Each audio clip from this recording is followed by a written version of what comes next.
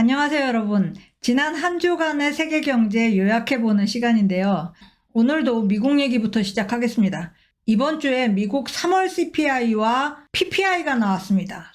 소매물가 지수, 도매물가 지수 다 나온 건데요. 전부 상승폭이 둔화된 걸로 나타났습니다. 3월 소비자 물가 지수 CPI는 전년 동월 대비 5% 상승했고요. 에너지와 식품을 뺀 근원 CPI는 5.6% 상승한 걸로 나왔어요.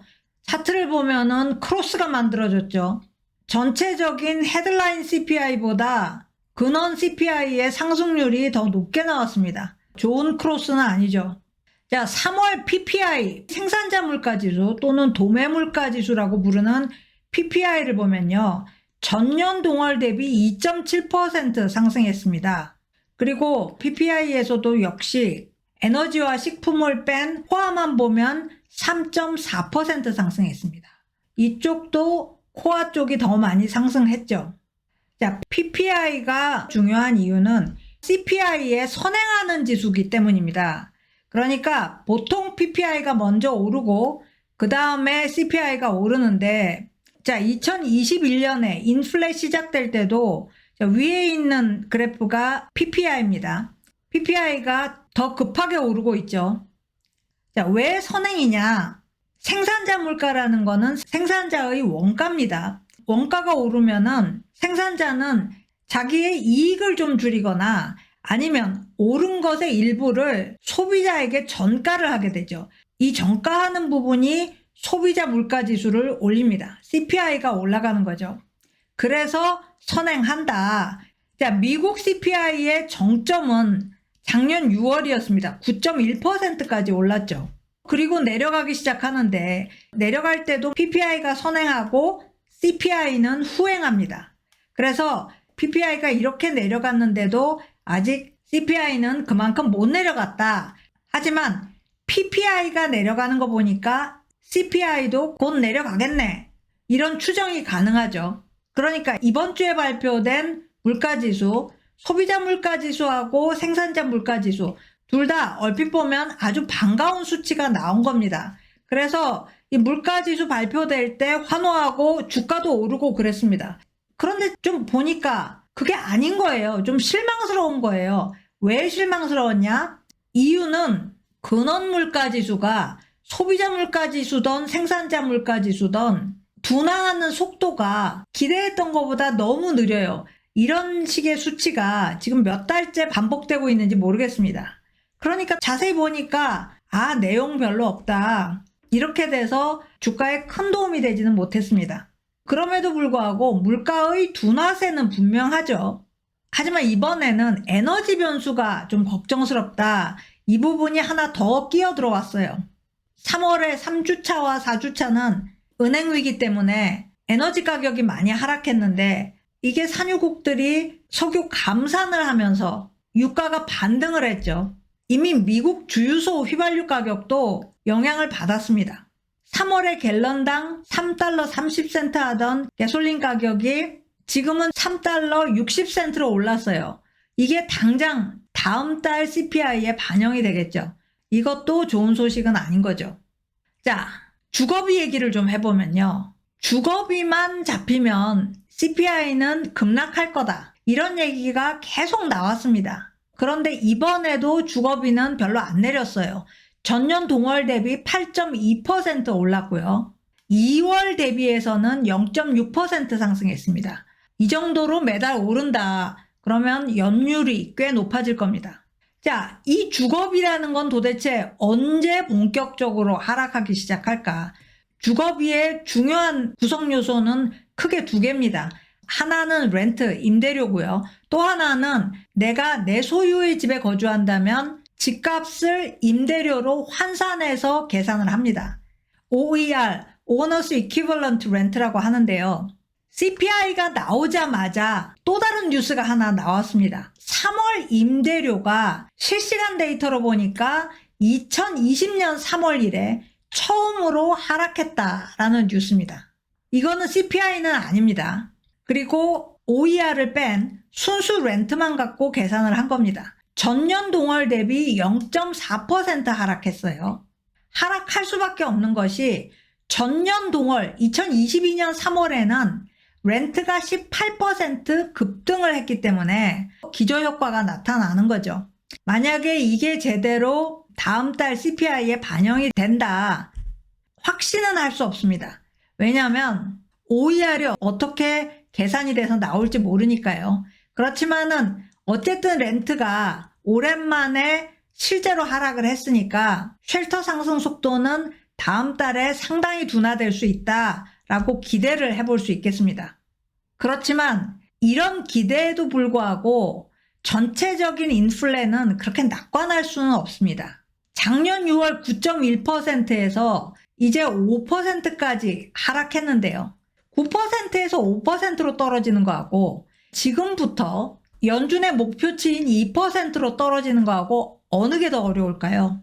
다들 후자라고 얘기를 합니다. 그런데요, 이게 어렵기는 더 어려울 텐데 어느 정도 더 어려운지 우리는 아직도 감을 못 잡고 있어요. 코어 CPI 중에서도 코어 서비스 CPI를 보면 3월에 7.1% 상승했습니다. 전년 동월 대비요. 그러니까 서비스 쪽은 지금도 엄청난 물가 상승 압력을 받고 있다는 겁니다. 2%로 하락하는데 시간이 얼마나 걸릴지, 그리고 과연 2%로 하락하기는 할 건지, 이게 가장 중요한 질문이죠.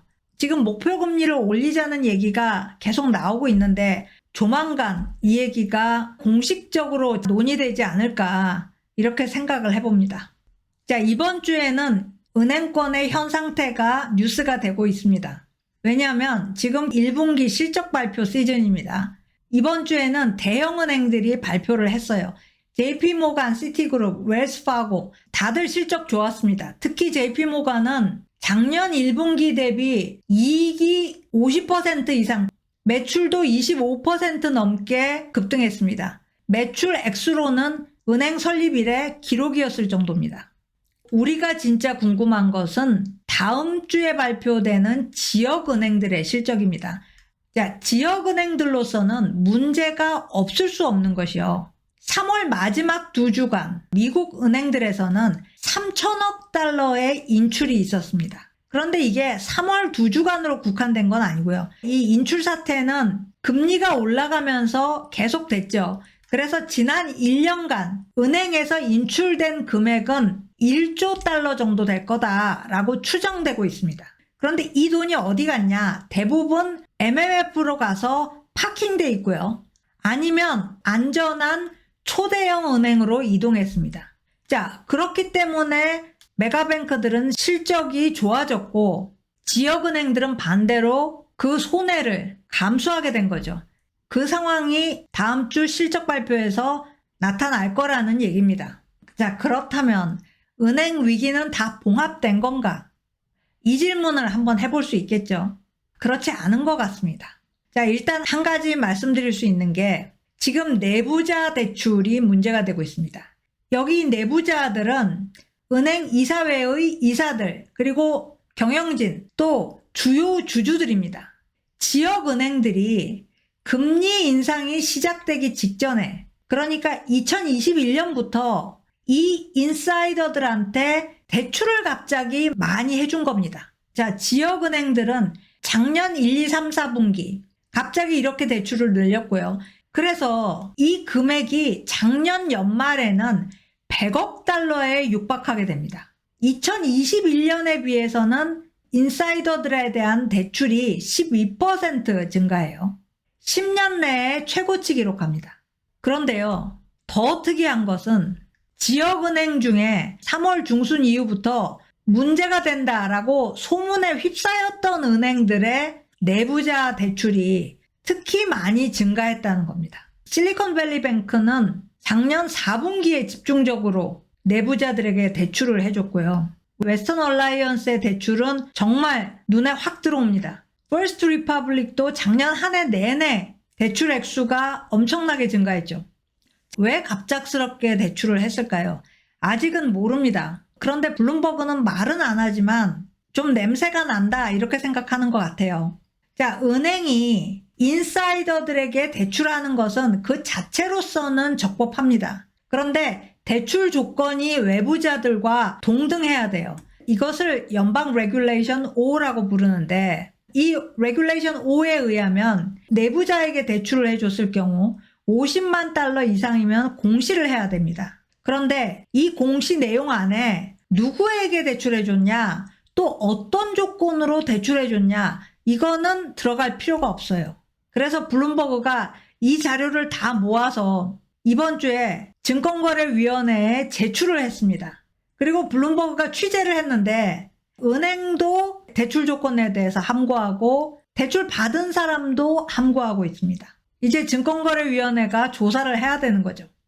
자, 여러 번 말씀드렸지만 글로벌 금융위기 같은 위기는 안 올 겁니다. 하지만 미국 은행권이 위기로부터 이제 벗어났다? 전혀 그렇지 않다고 말할 수 있을 것 같습니다. 자, 다음 뉴스입니다. 자, 요즘 여기저기서 생성형 AI, 대화형 AI를 발표하고 있는데, 자, 여기에 대한 규제가 시도되고 있습니다. 지난주에 알리바바가 챗GPT에 대항할 만한 AI 모델을 발표했어요. 발표하자마자 중국의 인터넷 규제 당국이 앞으로는 이렇게 마음대로 발표하지 마라. 사전에 보안 검토를 받아야 된다. 이런 발표를 했습니다. 어떤 보안이냐? 핵심 사회주의 가치를 준수하고 있는 모델인가? AI가 엉뚱한 말을 하면 안 된다는 거죠. 그리고 반국가적 내용은 이 AI 안에서 구조적으로 차단하는가? 이거를 확인해야지 출시할 수 있게 하겠다. 이렇게 얘기를 했습니다. 그런데 이 정도까지는 아니지만 미국도 AI 봇에 대해서 인가 프로세스를 사전에 강제하는 게 어떠냐, 이 안을 가지고 공공 의견을 청취하기 시작했습니다. 나쁜 의도를 가지고 AI 봇을 얼마든지 만들어낼 수 있으니까요. 그래서 상당한 논쟁거리가 될 것 같습니다. 자, 다음 뉴스를 보면요. 이번 주에 나온 데이터입니다. PC 선적이 2023년 1분기에 작년 동기 대비 약 3분의 1을 줄어들었습니다. 작년 동기는 팬데믹 때입니다. 그때의 폭발적인 PC 수요가 사라져버렸다라는 게 한 가지고요. 지금 기업의 여건이 대단히 불확실해서 투자를 집행할 수가 없다. 연기해야 된다. 이게 또 한 가지입니다. 자, PC 업체들 보면은 애플의 선적 대수가 40% 이상 줄었고요. 델도 30% 넘게 줄었습니다. PC 선적이 이렇게 감소했다라는 얘기는 곧바로 반도체 업종의 타격을 의미합니다. 특히 메모리 업종이 가장 큰 타격을 받겠죠. 그래서 이번 주에는 경제지의 삼성전자 뉴스가 계속 나왔고요. 전년 동기 대비 삼성전자는 이익이 96%나 하락했습니다.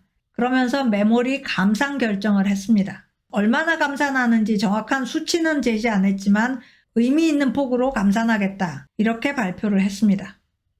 자, 국내에서도 보도가 됐는데 중국 수출이 3월에 크게 늘었습니다. 역시 전년 동월 대비 15% 증가했고요. 특히 전기차와 리튬, 태양광 패널이 많이 늘었습니다. 당국자가 이 정도로 늘 거라고는 예상 못했다라고 할 정도로 많이 늘었습니다. 작년 3월 봉쇄 때문에 기저효과가 작용한 것 같습니다. 중국 정부는 세계 경제가 빠르게 호전되지 않는다면 중국의 수출 증가도 계속 유지될 거라고 기대하기는 어려울 것 같다라고 좀 조심스럽게 전망을 했습니다. 그런데 IMF는 중국 성장률을 괜찮게 전망을 했죠. 5.2%. 이번 주에 나온 전망입니다. 글로벌 성장률 같은 경우는 이번 주에 나온 수정치가 2.8%입니다. 이전 2.9%에서 약간 낮춘 거죠. 미국은 1.6%, 유로존은 0.8%, 영국은 마이너스 성장하는 것으로 나왔고요. 한국은 1.5%, 이것도 하향 조정입니다. 한국에 대한 성장률 조정은 작년 7월부터 4번 연속으로 전부 하향이고요. 작년 6월까지만 해도 한국 GDP 성장률 2.9%였는데 지금 거의 절반이 날아가 버렸습니다. IMF 지금 총회 중인데요.